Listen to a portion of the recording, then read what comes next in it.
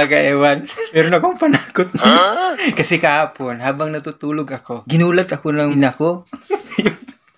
Ngayon, oras na para gumanti, gagamitin ko yung scary mascara. Tapa pa ako, oy. Yari talaga yan sa akin ng mga yan. Kala nila di ako gaganti ha. So guys, nandito ako pala ako sa kabilang bahay. Bahay to ng ninang namin. Kaya ninang, gamitin ko muna yung bahay mo ha. Gaganti lang ako sa prank ng mag-ina ko. Natatawa-tawa na ako, hindi ko pa ginagawa. Yari talaga yan si Mrs. At saka yung dalawa kong anak. Yung ganti, kala nyo ha. Sumakit ulo ko kahapon ha. Ginulat niya ako. Yung ganti ko. Wala bang aaliwin, pero ngayon, makakita kayo na nakakatakot. I-set up ko muna yung camera. Ready na ako. So, ang gagawin ko, tatawagan ko muna si Mrs. para pupunta dito sa kabilang bahay at patayin natin yung ilaw pag sumagot na. Tawagan ko nga. Yun na.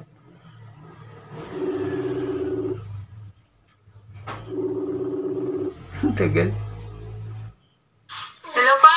Oh, punta ka muna sa kabilang bahay. Naiwan yung wallet ko doon. Sige.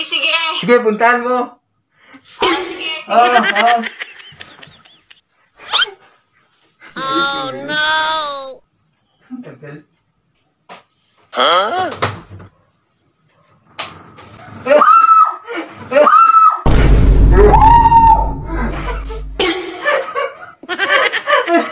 Si Papa. Ano tawag mo?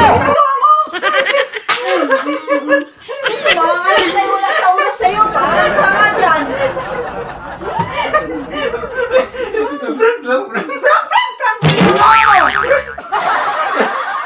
Sabi yung kinabahan sa'yo, parang kang yung mga bata. Diba, prank natin yung mga bata. Isa-isa yung mga bata. Unay, musik ko yung sunod teacher ko. Gugulo ko to eh. Guys, Sumisigaw bigla. Ano na? Sumisigaw ba? Ganti ko lang yun, ganti. Ano yung mga bata? Bata, isit up ko yung camera. Ano kayang feeling ng mga bata dito? Oh no.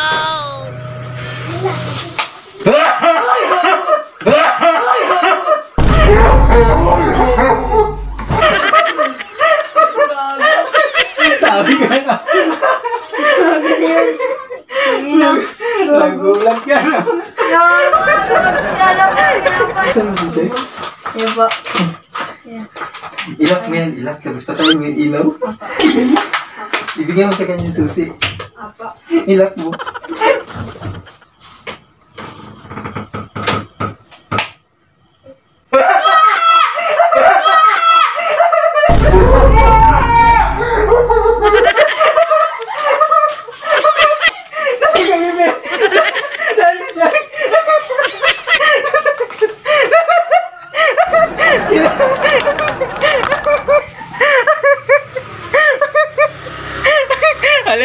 Alin na.